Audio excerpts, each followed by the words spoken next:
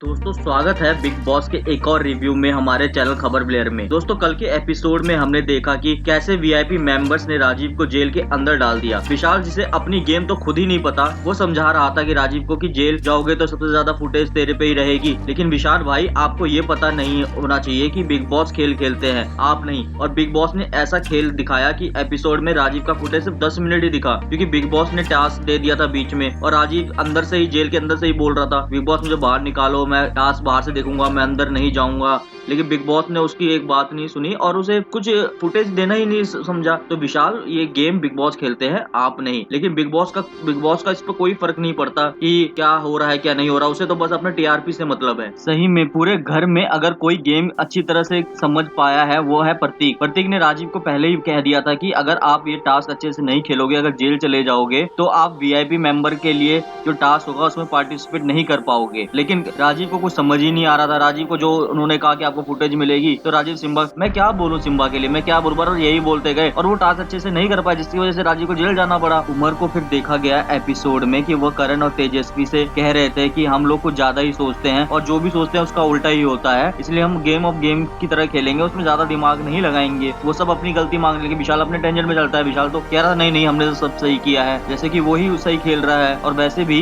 बात उनको पता ही है कि प्रतीक को वो जेल भेजना चाहिए था उनको, ना कि राजीव को, क्योंकि उनकी दुश्मनी प्रतीक से ज्यादा है, राजीव से कम है। लेकिन पता नहीं उन्होंने गेम को क्या सोचा, किस तरह से खेलना चाहा, उन्होंने राजीव को जेल में भेज दिया और इसका क्या निकला कि राजीव वीआईपी मेंबर नहीं बन पाएंगे। फिर बिग बॉस ने एक टास्क रखा घर में, जिसमें से वीआईपी को परफॉर्म करना था और नॉन वीआईपी को डिसाइड करना था कि आगे कौन जाएगा वीआईपी में से। और बिग बॉस ने पहले ही बोल दिया था जो भी वीआईपी जीतेगा उसे एक स्पेशल अधिकार मिलेगा, या फिर स्पेशल पावर कह सकते हैं आप। और वीआईपी मेंबर्स को भी पता था कि इस टास्क में निशांत ही जीतेगा। विशाल ने तो अपना वही गेम स्टार्ट कर दिया था जो हमेशा वो करता है, शुरू होने से पहले ही टास्क सभी से झूठी झूठी प्रॉमिस करना और ये करना कि आपको मैं बचाऊंगा, आपको मैं अंदर ले जाऊंगा वीआईपी रूम में। और आज विशाल को ये कहते हुए भी सुना गया तेजा और शमिता में से वो तेजा को सपोर्ट करेंगे ज्यादा, क्योंकि अभी शमिता नहीं है। जिस दिन शमिता आ जाएगी वो शमिता को कहेंगे मैं आपको सपोर्ट करूंगा। जहाँ पहले राउंड में तेजा बाहर हो जाती है क्योंकि नेहा ने तेजा और विशाल में से विशाल को चूज किया, तेजा को बाहर निकाला। फिर दूसरा राउंड स्टार्ट होता है। पता नहीं क्यों दूसरे राउंड में करण को चोरी करने की जरूरत थी,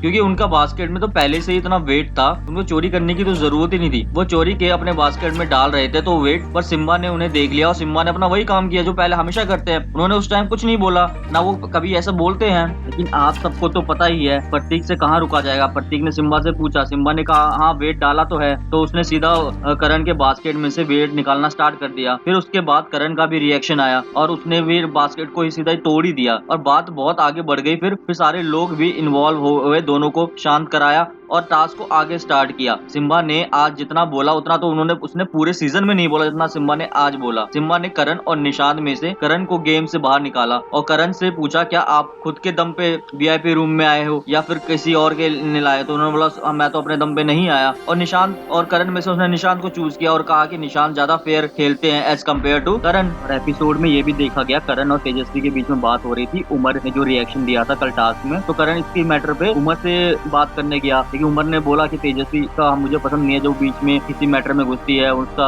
अपना ही रहता है कि मैं ही ठीक हूँ ये वो, तो उसने ये सीधा बोला। लेकिन करण ने जाके तेजस्वी को बोला कि कल उसमें जो उसने बोला था उमर ने, उसे वो नहीं कर रहा, वो उसे बुरा लग रहा है उसको भी, तो ये तो गलत है ना।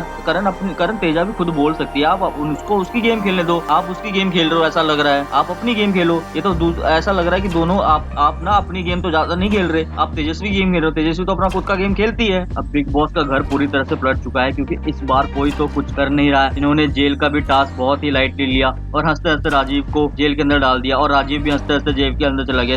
इसलिए बिग बॉस को ऐसा कुछ करना पड़ा जिसके घर में लड़ाइयाँ हो और शो को कुछ तो टीआरपी मिले, क्योंकि घर में कुछ ही प्लेयर्स हैं जो गेम खेल रहे हैं, बाकी तो सब पीछे खेल रहे हैं, कोई आगे बढ़ने को रेडी नहीं है। इसलिए बिग बॉस का गेम इस बार का सीजन थोड़ा ना टीआरपी के मामले में थोड़ा स्लो चल रहा है, इसलिए बिग बॉस को कुछ करना चाहिए। अब आप लोगों को भी तो पता होगा कि कौन सा प्लेयर गेम में ज्यादा ही इन्वॉल्वमेंट दिखा रहा है, कौन आगे से खेल रहा है, कौन पीछे से खेल रहा है। अगर पता है तो हमें कमेंट सेक्शन में जरूर बताएं। और अगर वीडियो अच्छी लगी हो, आज का रिव्यू हमारा अच्छा लगा हो, वीडियो को लाइक और चैनल को सब्सक्राइब भी जरूर कर दें।